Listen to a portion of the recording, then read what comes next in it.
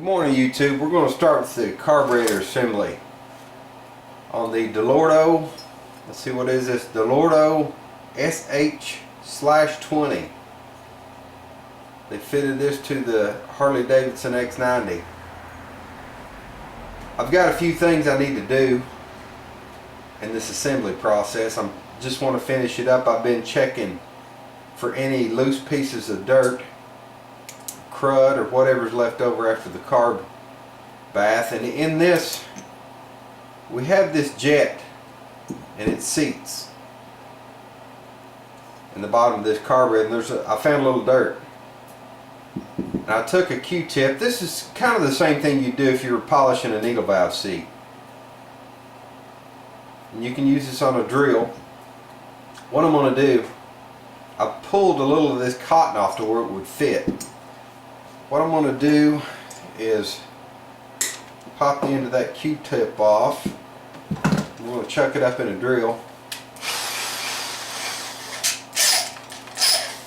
I'm going to put a little penetrator on it to try to catch those loose pieces of dirt and bring them back out. It's not much.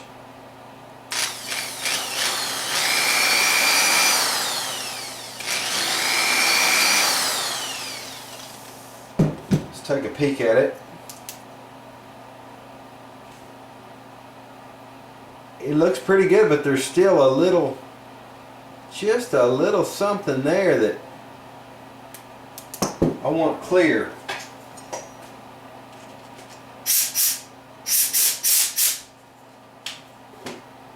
This is where I've had carburetor rebuilds fail because of the small details.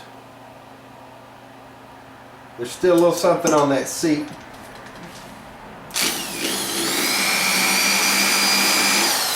I would advise you be careful when you do that. You can get too aggressive and damage the seat if you're not careful. I think that'll work. Before I put this jet in, I'm going to go back. There's a little hole here. I want to make sure everything's clear. I've done this before on this carburetor. I've taken care of all this. I want to double check. I hate having to get back into a carburetor again after I've already done what I was supposed to do. I do not recommend that you try this for any reason. This is completely out of necessity. The owner was unable to get the correct banjo fitting. Now we have one for a Dellorto carburetor. It's not for this carburetor. This carburetor, let me show you in the kit. We have a screen that fits here. Okay?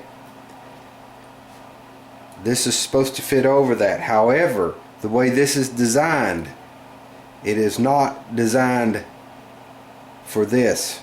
I'm assuming this little nub here is for positioning this to only go one way.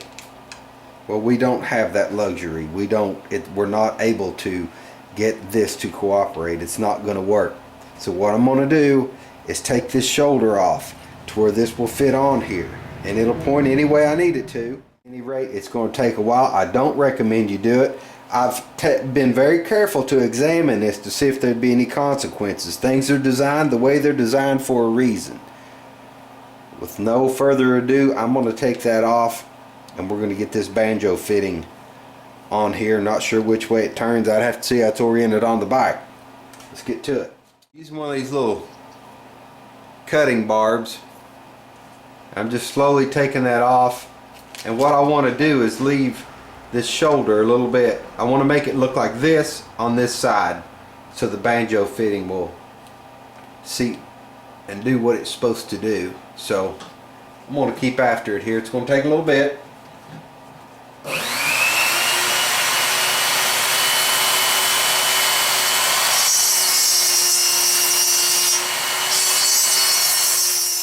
Getting this tape off here, I taped up these ports that were on top where I was working. I didn't want any of those shavings to get in my carburetor. Now, I've cut this down flush. Let me get I was testing the fit on the screen. Now the screen fits. I got this cut down, and I left the circle, the shoulder, on it. I think I could work that just a little bit more, but I think I've got it fitting. Let's get this screen off of here. Now, this banjo fitting depended on a flush surface and the screen to be a full circle without that nub on there. So this isn't going to seal properly. That's what I was talking about, being careful with what you cut off and what you're dependent on. With that not having a surface that will come down and seal here, we could have gas leak around here. My idea on this is to use O-rings in here to seal against that shoulder, and I think we're good to go. Let's get started with our assembly, guys. We got everything taken care of with the banjo fitting. It worked out as well as I hoped it would. It's good. We're good to go with that. We're going to start with our little pilot jet. This is the one that has to seat. I'm going to run it in.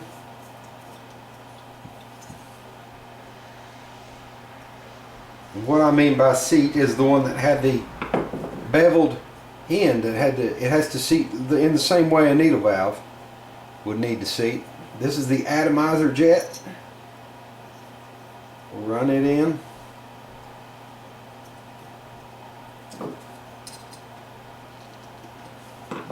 Okay, this is what they refer to as the starter jet.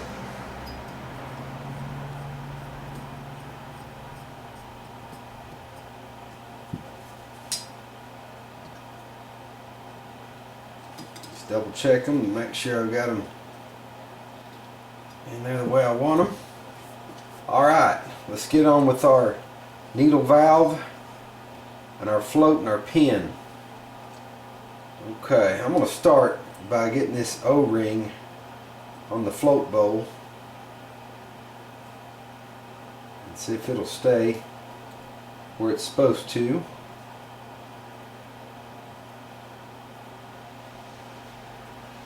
Yeah, it's pretty good. Okay, let's open up the needle valve.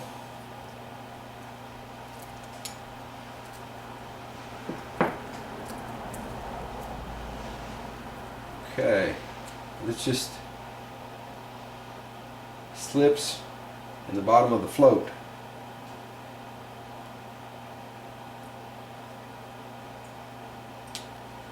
I want to install the pin.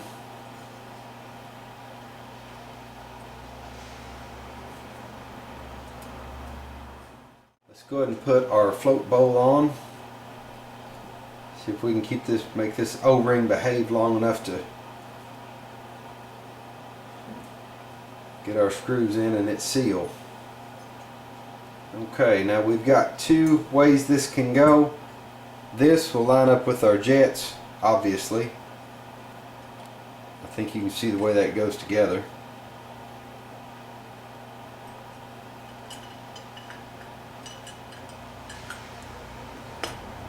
Alright, we'll slip our bowl screws in and tighten those down.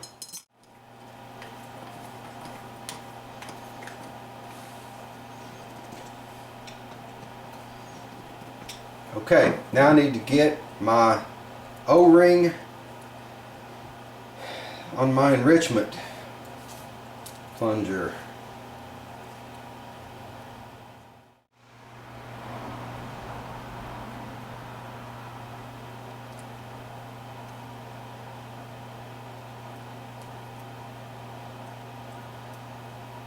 I don't want to stretch that any more than I have to. Alright. Okay, I'm going to get a wrench and tighten that down. Let's get our air mixture screw in here.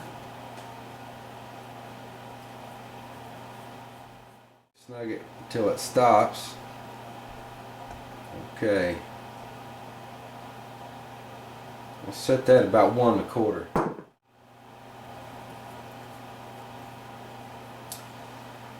Okay, just guessing at the direction this points in. I'm going to say that way. It was not on the bike when we got it, so we'll move it if we have to. With our idle screw in here, idle speed screw, whatever you want to call it. I can't remember how many turns I took that out. Normally I count those so I can set it back. I've left just a little, if you can see at the bottom of this slide here, I'm leaving just a little room for air there. I can take that out. I can back this off until it closes. I'm leaving just a little room. Might out a little high. We'll set that later. No big deal. Take the slide back out. We'll need to put that on the throttle cable. And I want to go ahead and get this gasket in the top of our carburetor. That would have been I could have made the gasket, but it would have been a tough one to make. I want to press that in there and it'll be ready to go. Okay gang, I want to get this bushing in the carburetor before I try to put it on. Almost got ahead of myself. I want to orient these slits opposite of these in the carburetor so we get a good seal.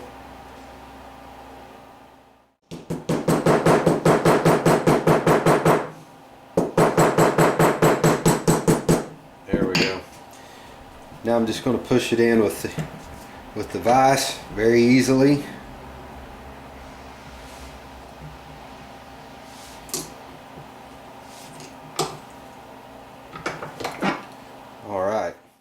Let's go ahead and get this carburetor, get the slide in the top on it. I put the throttle adjustment in the top of the carburetor, the gasket's in it. I'm going to fit the cable through there and mount our spring in its place. Things looking pretty good. Alright. Let's go ahead and get this screw in just to hold everything together. The other side's not going to be quite as easy because you've got the throttle around the back side. I just want to keep things in place. There we go. I'll turn it over and get this screw in.